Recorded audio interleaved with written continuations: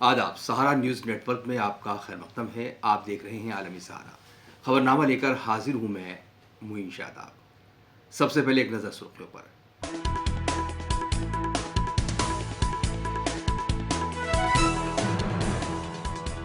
Lok Sabha speaker के लिए ओम बिरला के खिलाफ के सुरेश अपोजिशन के उम्मीदवार, बुध को होगा इंतखाब। दिल्ली के वज़ीर आला अरविंद केजरीवाल को राहत नहीं, दिल्ली हाई कोर्ट ने जमानत पर लगाई रोक, सुप्रीम कोर्ट में किया गया चैलेंज। उर्दू में भी लिए गए हलफ, असदुद्दीन ओवैसी और मोहम्मद हनीफ ने उर्दू में लिया हलफ। ओवैसी ने लगाए जय फलस्तीन के नारे। पहली बारिश में टपकने लगी अयोध्या में राम मंदिर की छत, रामलला की जगह पर भरा पानी, पुजारी का दावा। इसराइल का इस्माइल हानिया की बहन के घर पर हमला, हमले के सबब 13 अफराद जाँ बहक।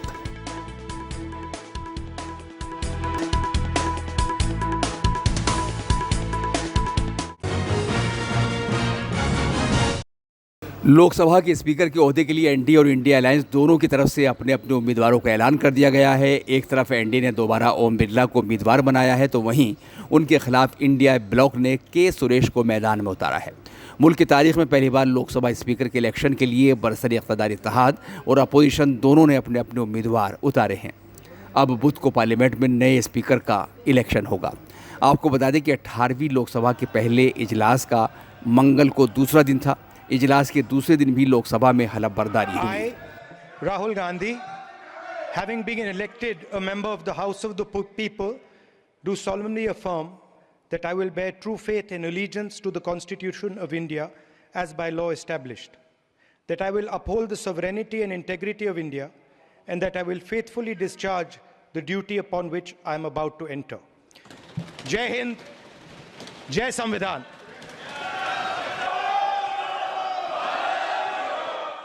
अखबार में लिखा है कि प्रधानमंत्री ने कहा है कि ऑपोजिशन को कंस्ट्रक्टिवली सरकार के साथ कोऑपरेट करना चाहिए।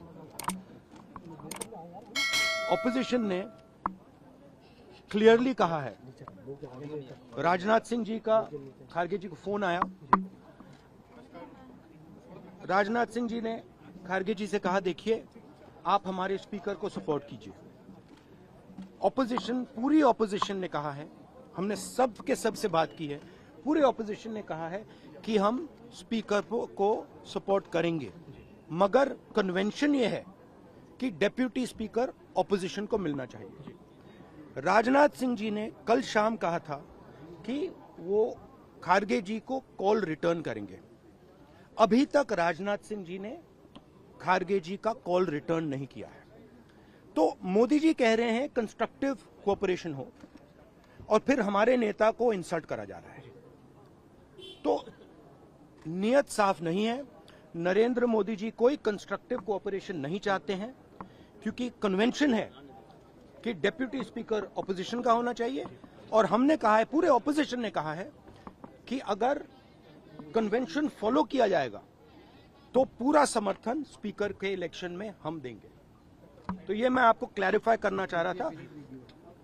हाँ, यूपीए के समय में हमने दिया था। तो मेरा कहना है कि नरेंद्र मोदी जी कहते कुछ हैं और करते कुछ हैं, यही इनकी फॉर्मूला है, यही इनकी स्ट्रेटजी है, और इनको ये बदलना ही पड़ेगा। Thank you.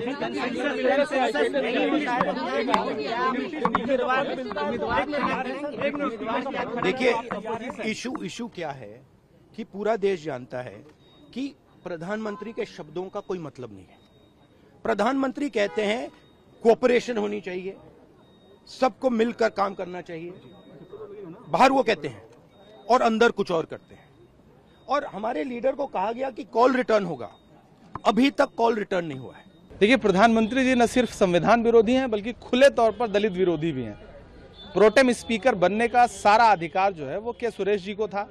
दलित हैं, 8 बार के सांसद हैं, सबसे सीनियर हैं, नियमतः उन्हें प्रोटेम स्पीकर बनाया जाना था, लेकिन सरकार ने उनसे जूनियर को प्रोटेम स्पीकर बनाया। पहला अन्याय ये किया, और उसके बाद जब विपक्ष ये कह रहा है कि आप डिप्टी स्पीकर का पद दीजिए, तो उस पर भी प्रधानमंत्री जी बाहर तो बड़ी बड़ी बात करेंगे कि विपक्ष सहमति से चले, लेकिन खुद जब सरकार को सहमत होना होता है तो वो संविधान को कुचलने का काम करते हैं।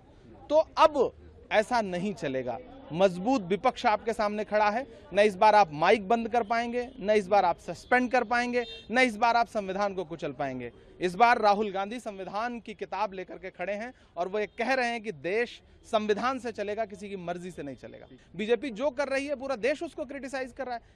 बीजेपी को तो चाहिए कि के सुरेश जी के लिए मैदान छोड़ दे, एक दलित को इस देश का लोकसभा अध्यक्ष बनने देना, क्या दिक्कत है? देखिए, इसमें मेरी राय यह है कि ये सबसे ज्यादा चिंता का विषय एनडीए के घटक दलों के लिए है। इंडिया गठबंधन के दलों के लिए भी चिंता का विषय है और एनडीए के घटक दलों के लिए भी चिंता का विषय है। आज मेरी बात हो सकता है टीडीपी के मित्रों को और जेडीयू के मित्रों को ना समझ में आ रही हो, लेकिन इस पार्टी का इतिहास उनको जरूर याद करना चाहिए। पिछले 10 साल में 6-7 सरकारें अलग अलग राज्यों में तोड़ फोड़ के गिराई है बीजेपी ने।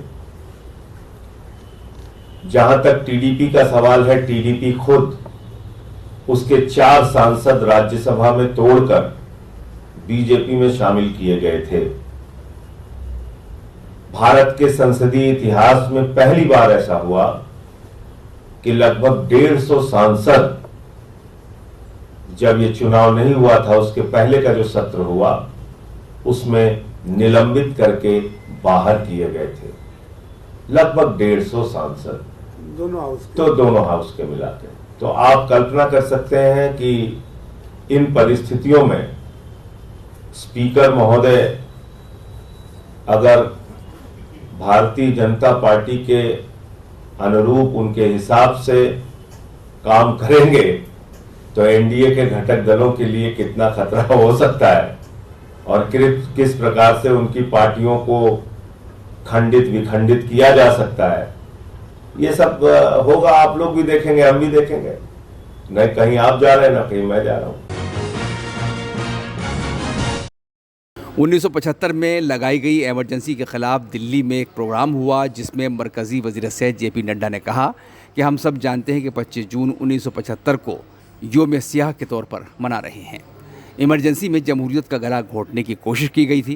कांग्रेस ने जमहूरियत का गला घोंटने का काम किया, लेकिन मुल्क इसके खिलाफ खड़ा हुआ और उसी का नतीजा है कि जमहूरियत बहाल हुई। जानते हैं कि 25 जून 1975 को हम यहाँ पर एक काला दिवस के रूप में मना रहे हैं और हम इमरजेंसी को याद करने का और जो एक तरीके से प्रजातंत्र के गला को घोंटने का जो कुत्सित प्रयास हुआ था वह जनता के सामने आए, इस प्रयास से भारतीय जनता पार्टी सारे देश में इस तरीके का कार्यक्रम कर रही है।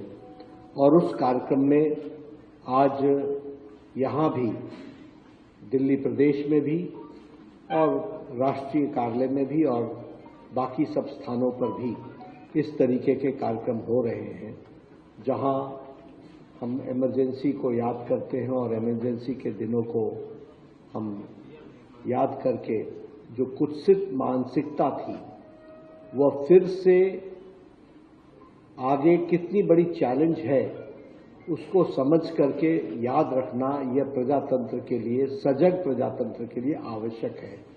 इस बात को ध्यान में रखते हुए आज हम सब लोग यहाँ पर एकत्र आए हैं। हम अभी 18वीं लोकसभा का गठन और देश का चुनाव का सबसे बड़ा पर्व हम मना करके आए हैं।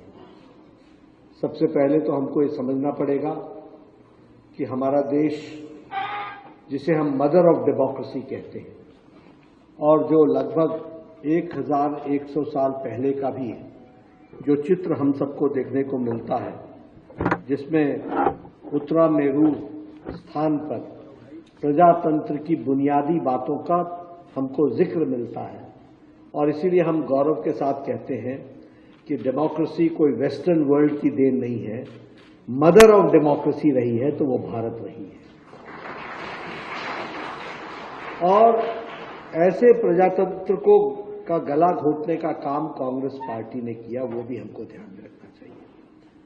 लेकिन हम सबको यह भी मालूम है कि देश उसके खिलाफ खड़ा हुआ और हम लोगों ने डट करके उसका विरोध किया और उसी का नतीजा है कि प्रजातंत्र भी बहाल हुआ और आज दुनिया का सबसे बड़ा लोकतंत्र का चुनाव भी अभी हम संपन्न करके 18वीं लोकसभा हम बना रहे हैं। वज़ीर आज़म नरेंद्र मोदी के इमरजेंसी वाले ट्वीट पर कांग्रेस लीडर गौरव गोगोई ने कहा है कि मोदी इमरजेंसी का नाम लेकर मौजूदा हकीकी मसाइल को छुपाने और दबाने का काम कर रहे हैं। गोगोई ने सवाल किया कि मणिपुर में क्या हालात हैं, जम्मू में क्या हो रहा है, गर्मी के सबब कई लोगों की मौत हुई है, क्या ये सब वज़ीर आज़म नहीं जानते? कि इमरजेंसी का नाम लेते हुए वो वर्तमान में देश में जो वास्तविक समस्या है उसको छुपाने और दबाने का काम करना चाहते हैं। मणिपुर में क्या स्थिति है क्या वो नहीं जानते? जम्मू में क्या हो रहा है क्या वो नहीं जानते? गर्मी के कारण कितनी लोगों की मृत्यु हुई है क्या वो नहीं जानते?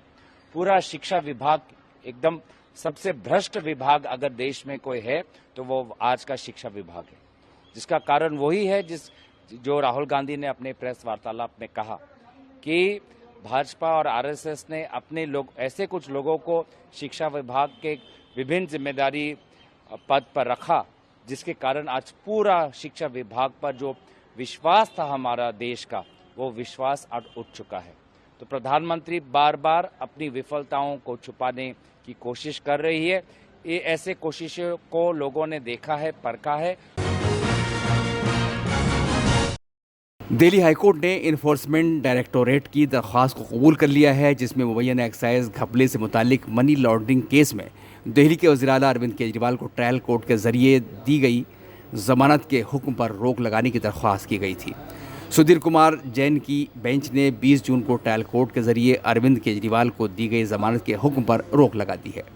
सीएम केजरीवाल के वकील ऋषिकेश कुमार ने बताया कि सुप्रीम कोर्ट में इसे चैलेंज किया गया है। देखिए, हम पहले ही सुप्रीम कोर्ट में हैं। जो इंटरिम स्टे मिला था उसके खिलाफ हम ऑलरेडी सुप्रीम कोर्ट में चैलेंज कर चुके हैं। ये आज का जो जजमेंट है उसी लाइन पे है। तो चूंकि हम ऑलरेडी सुप्रीम कोर्ट में जो इंटरिम स्टे है उसका चैलेंज जो है कल के लिए लिस्टेड है, तो आज हम इस ऑर्डर की कॉपी के साथ में एप्लीकेशन फाइल कर रहे हैं सुप्रीम कोर्ट में कि इसको जो है कंसिडर किया जाए, इस चैलेंज को भी। सर, जो कल आपकी सुप्रीम कोर्ट में याचिका पर सुनवाई होनी है, वहां आप राहत की कितनी उम्मीद महसूस कर रहे हैं? क्योंकि हाईकोर्ट से कोई राहत अब नहीं मिली है और बड़ी कड़ी टिप्पणी और ऑब्जर्वेशन हाईकोर्ट ने अपने फैसले में की। देखिए, इस पे तो मैं कभी कुछ टिप्पणी नहीं करूंगा क्योंकि ये सब जुडिस मामला है। हमें सुप्रीम कोर्ट से उम्मीद है कि जब एक बार बेल ग्रांट कर दी जाती है तो उस बेल के ऊपर जो है कोई किसी तरीके का स्टे जो है वो हमारे अकॉर्डिंगली जो है वो जस्टिफाइड नहीं होता है। तो सर, आगे कल आपकी क्या इसमें दलीलें रहेंगी? जो हाईकोर्ट का फैसला आ गया है आपके खिलाफ, उसमें क्या आप बहस करने वाले हैं? क्या किन मुद्दों पर बहस करेंगे, किन पॉइंट पर करेंगे? Bail is a rule, jail is exception. Bail once granted can not be cancelled in a routine manner. Supreme court ने आम आदमी पार्टी के लीडर सत्येंद्र जैन की रिट पर गौर करने से इनकार कर दिया है। दिल्ली हाईकोर्ट ने मनी लॉन्ड्रिंग मामले में सत्येंद्र जैन की डिफ़ॉल्ट बेल से मुतालिक रिट को जुलाई तक के लिए टालने के हुक्म को चैलेंज किया है। सुप्रीम कोर्ट ने मनी लॉन्ड्रिंग मामले में डिफ़ॉल्ट बेल के सिलसिले में सत्येंद्र जैन के रिट पर फैसला करने का काम दिल्ली हाईकोर्ट पर छोड़ दिया है। सुप्रीम कोर्ट ने तबसरा किया है कि जमानत की अर्जी को गैर ज़रूरी तौर पर मुअख्खर नहीं किया जाना चाहिए। दिल्ली के वज़ीर बराए आब आतिशी की तबीयत बिगड़ गई है। वो गैर मुअय्यना मुद्दत के लिए भूख हड़ताल पर थी। खबर के मुताबिक उनका ब्लड शुगर लेवल आधी रात को 43 और सुबह 3 बजे 36 तक गिर गया था, जिसके बाद LNJP अस्पताल के डॉक्टरों ने फ़ौरन उन्हें दाखिल करने का मशवरा दिया। वाज़ेह है कि वो गुज़श्ता 5 दिन से कुछ भी नहीं खा रही हैं और हरियाणा से दिल्ली के हिस्से का पानी जारी करने की मांग पर गैर मुअय्यना मुद्दत के लिए भूख हड़ताल पर हैं। आतिशी जी को आज सुबह 3:48 पर इमरजेंसी में लाया गया और जब उनको हमने एग्जामिन किया तो उनका ब्लड शुगर बहुत कम था और उनको अभी इमरजेंसी ICU में रखा गया है। जब ये एडमिट हुई थे तो उनका ब्लड शुगर 44 था, यूरिन में कीटोन्स थे और वो ड्राउजी थी और उनके ECG में भी चेंजेस थे, इसलिए उनको ICU में रखना पड़ा। कल शाम को भी हमारी टीम ने वहाँ पर एग्जामिन किया था उस टाइम भी इनका जो ब्लड शुगर लेवल था कम था और उनको भर्ती के लिए हमने एडवाइज किया था, पर उन्होंने लिख के दिया है कि वो भर्ती नहीं होना चाहती। और फिर हमने वेन से उनका ब्लड सैंपल लिया था, जिसकी रिपोर्ट रात को 10 बजे आई। तो 10 बजे हमने कहा कि ये काफ़ी dangerously low blood sugar level है और कीटोन्स हैं, तो ये खतरनाक हो सकता है। उसके बाद भी उन्होंने कहा कि नहीं, मैं वेट करूँगी। और फिर हमारे डॉक्टर्स वहाँ पर गए और उनको सलाह दी कि आप तुरंत एडमिट हो जाइए। उसके बाद उनके सारे ब्लड टेस्ट किए हैं। अभी मॉर्निंग में सारे जो पैरामीटर्स हैं, vital parameters, pulse, blood pressure, oxygen saturation, वो ठीक हैं। और डॉक्टरों की एक जो टीम है वो उनको कंटिन्यूस मॉनिटर कर रही, आईसीयू में देख रहा है। और अभी right now she is stable and she is taking oral fluids also. We have send more blood test this morning, जिसमें आर्टीरियल ब्लड गैस एनालिसिस है, सारे ब्लड्स के पैरामीटर्स हैं और कार्डियक एग्जामिनेशन वो भी सारा आज होगा। और अभी स्थिति स्टेबल है। So nothing to worry, अभी सिचुएशन जो है हाँ, right now nothing to worry, but because blood sugar were very low, it drop down to 37, so that was very serious hypoglycemia with low sodium level also। उनका sodium level भी काफ़ी कम हो गया था, 127 सोडियम था और ब्लड शुगर 37 तक drop हो गया था। इसलिए ये काफ़ी जब हम कहते हैं कि जब ब्लड शुगर लेवल बहुत ज़्यादा नीचे हो जाते हैं तो उसका असर ब्रेन पे होता है और पेशेंट हाइपोग्लाइसीमिया में चला जाता है। तो हमने उनको सलाह दी कि आप तुरंत इसमें रिस्क नहीं लेना चाहिए और तुरंत भर्ती होना चाहिए। उनको आईवी फ्लूइड्स दिया, डेक्सट्रोज दिया। उसके बाद उनका जो ब्लड शुगर है अभी सामान्य है। अयोध्या में राम मंदिर की प्राण प्रतिष्ठा हुए अभी कुछ ही महीने गुजरे हैं और मंदिर की छत पहली ही बारिश में टपकने लगी है। अहम बात यह कि मंदिर के किसी और दूसरे हिस्से में नहीं बल्कि गर्भगृह की छत टपक रही है, जहां रामलला की मूर्ति रखी हुई है। राम मंदिर के बड़े पुजारी सत्येंद्र मिश्र ने बताया कि गर्भगृह में पानी भर गया है। बिजली के करंट के अंदेशे के मद्देनज़र सुबह 4 बजे और 6 बजे होने वाली आरती टॉर्च की रोशनी में करनी पड़ी। अगर 1-2 दिन में इंतज़ाम नहीं हुआ तो दर्शन और पूजा भी बंद करनी पड़ेगी। जो भी मंदिर बन गए हैं जहाँ रामलला विराजमान हैं और जो आगे भी जगह बनी है, उसमें एक ही पहली वर्षा में ही पानी चूने लगा, अंदर पानी भर गया था। इस पर ध्यान देना चाहिए कि जो बना है उसमें कौन सी कमी रह गई है जिसके कारण से पानी चू रहा है। इस पर जो बना है उस पर भी ध्यान देना चाहिए और ये बहुत ज़रूरी है। पानी वगैरह भी नहीं निकल पा रहा है, पानी निकलने का जगह नहीं है और कल तक पानी ऊपर से चूता भी है। ये समस्या जो है इसका समाधान पहले आजे कल में सोच करके उसको निश्चित कर लें, नहीं तो वर्षा जब शुरू होगी तो वहाँ पूजा अर्चना और कालता दर्शन और सब बंद हो जाएगा। उत्तर प्रदेश के मुरादाबाद में जिला दफ्तर पर राष्ट्रीय मुस्लिम मंच और भारत मुक्ति मोर्चा के जरिए सदर जमहूरिया को एक मेमोरेंडम भेजा गया। मेमोरेंडम में अपील की गई है कि मुल्क में बेगुनाह मुसलमानों का कत्ल किया जा रहा है, इन वाक़यात पर रोक लगाई जाए और कसूरवारों को सज़ा दी जाए। आज का जो मेमोरेंडम है लगातार उत्तर प्रदेश में एक माहौल को ख़राब करने और हिंसक बनाया जा रहा है। ऐसी घटनाएं अंजाम दी जा रही है जिसका भारत का संविधान बिल्कुल मनाही देता है। अभी मुरादाबाद में एक इमाम साहब की हत्या हुई, अभी तक उसके हत्यारों को कोई पता नहीं है। इसी प्रकार अलीगढ़ में एक हत्या हुई और इसके अलावा प्रतापगढ़ में हुई और भी कई हिमाचल वगैरह में, इस उत्तराखंड में इस प्रकार की घटनाएं हो रही हैं। भारत का संविधान प्रत्येक नागरिक को समता, स्वतंत्रता, बंधुता और न्याय पर आधारित भाईचारे की व्यवस्था निर्माण करता है। लेकिन इस प्रकार के जो देश में हमारे मुख्यमंत्री हैं और ये पुलिस प्रशासन बैठा है, इस तरफ क्यों नहीं सोच रहा? क्या ये, मैं इनसे सवाल पूछना चाहता हूँ आपके चैनल के माध्यम से, क्या ये संविधान के विरोध में काम कर रहे हैं? क्या भारत का संविधान सर्वोपरि नहीं है? हर नागरिक को समानता का अधिकार नहीं देता? क्या किसी भी प्रकार का मजलूम की आवाज़ नहीं है भारत का संविधान? तो हम इस विषय पर भारत के नागरिक, जो हमारा अधिकार है, मूलभूत अधिकार है, डॉक्टर बाबा साहब अम्बेडकर ने हमें फंडामेंटल राइट दिया विरोध करने का, अपनी जो है अपनी जो हमारे साथ हमारा फंडामेंटल राइट है उसी के आधार पर हम यहाँ पर ज्ञापन देने के लिए आए हैं। जिलाधिकारी द्वारा हमने माननीय राष्ट्रपति जी को ये ज्ञापन भेजा है। क्या मुतालबा किया है? इसमें न्याय की व्यवस्था के लिए जो भारत के अंदर जो करती है मॉब लिंचिंग वगैरह हो रही है, ख़ास तौर से जो भारत के मुसलमानों को टारगेट किया जा रहा है और ध्रुवीकरण का उसके माध्यम से जो सरकारें हैं वो ध्रुवीकरण करके सरकार को देश में शासन कर रही है, हमारा उसके खिलाफ सख्त से सख्त हमारी नाराज़गी है। पुणे का पोर्श कार हादसा सुर्खियों में रहा, जिस पर आज बॉम्बे हाईकोर्ट ने फैसला सुना दिया है। बॉम्बे हाईकोर्ट ने पुणे कार हादसे के मामले में नाबालिग मुलजिम को जमानत दे दी है। अदालत ने उसे ऑब्जर्वेशन होम से छोड़ने का हुक्म दे दिया है। The child in conflict in law was arrested on 19th May 2024 and he was released on bail. Post his release on bail, on 22nd May 2024, the Juvenile Justice Board took the custody of the child in conflict in law. That particular custody was illegal per se, ex specie illegal. It was extended on 5th June and 12th June. Today we challenge the 3 remands of the Juvenile Justice Board before the High Court. The writ of habeas corpus was filed by the paternal aunt of the child in conflict in law. Section 12 of the particular act was the backbone of the writ, and we argued that be it a bailable offence or a non-bailable offence, the code of CRPC, the Criminal Procedure Code, does not apply to a child in conflict in law, and that's why we released for his immediate release. And today the Honorable High Court has directed for the release.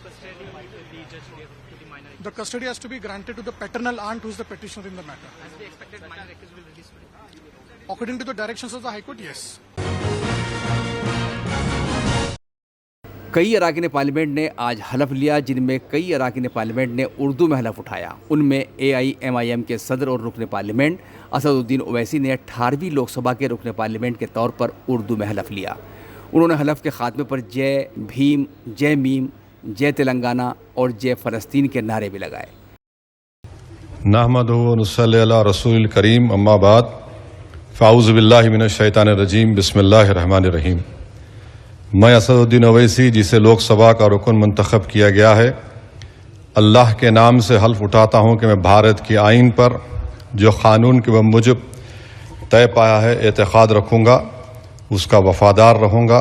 मैं भारत के इक़्तिदार आला और सालिमियत को बरकरार रखूँगा और जिस ओहदे को मैं संभालने वाला हूँ इसके फ़राइज़ और वफ़ादारी से अंजाम दूँगा। जय भीम, जय मीम, जय तेलंगाना, जय फ़लस्तीन, तकबीर, अल्लाहु अकबर। आज मजलिस पार्टी के सांसद पार्लियामेंट में वोट लेते होकर जो जय फ़लस्तीन का स्लोगन दिया गया, ये बिल्कुल गलत है। ये पार्लियामेंट के रूल्स के मुताबिक ये जो स्लोगन दिया गया ये बिल्कुल ये नाम्स के खिलाफ है और भारत में रहकर भारत के संविधान में भारत माता को जय नहीं बोलते, मगर फ़लस्तीन को जय बोलना, ये आम जनता से मैं अनुरोध करता हूँ। ये ऐसे लोग कैसे कैसे आज देश में कॉन्स्टिट्यूशन के नाम पर एंटी कॉन्स्टिट्यूशनल का काम कर रहे हैं, ये लोग समझना चाहिए। दूसरी तरफ लद्दाख के आज़ाद रुकन पार्लियामेंट मोहम्मद हनीफ ने भी उर्दू में लोकसभा की रुकनीत का हलफ उठाया। मैं मोहम्मद हनीफ़ा, जिसे लोकसभा का रुकन मुंतखब किया गया है, खुदा के नाम से हलफ उठाता हूँ कि मैं भारत की आइन पर जो कानून के मौजब तय पाया है एतक़ाद रखूँगा और इसका वफ़ादार रहूँगा। मैं भारत के इक़्तिदार आला और सालिमियत को बरकरार रखूँगा और जिस ओहदे को मैं संभालने वाला हूँ इसके फ़राइज़ वफ़ादारी से अंजाम दूँगा। Thank you. विकीलीक्स वेबसाइट के बानी जूलियन असांजे बिलाखिर बरतानिया की जेल से रिहा हो गए हैं। अमेरिका से समझौते के बाद असांजे की रिहाई हुई है। खबरों के मुताबिक जूलियन असांजे अमेरिकी अदालत में अपनी रिहाई के बदले में फ़ौजी राज अफशा करने का जुर्म कबूल करने के लिए राज़ी हो गए हैं, जिससे उनका बरसों पुराना कज़िया ख़त्म हो गया है। असांजे पर कौमी सलामती की जानकारी हासिल करने और उसे शाया करने का इल्ज़ाम है।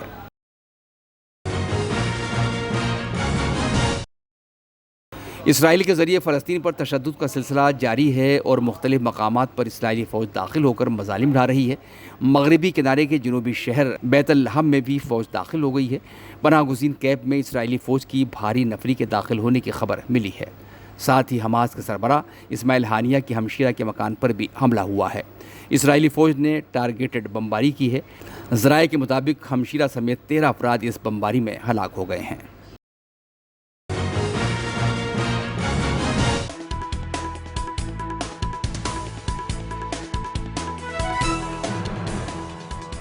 लोकसभा स्पीकर के लिए ओम बिरला के खिलाफ के सुरेश अपोजिशन के उम्मीदवार बुध को होगा इंतखाब।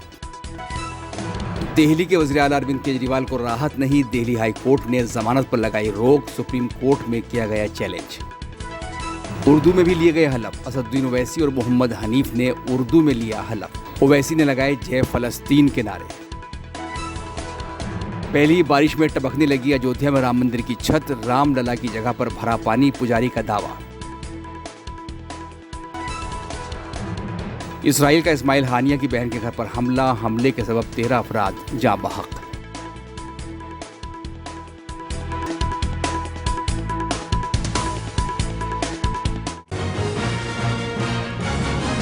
खबरनामे में अभी इतना ही, इजाजत दीजिए। आदाब, सारा प्रणाम।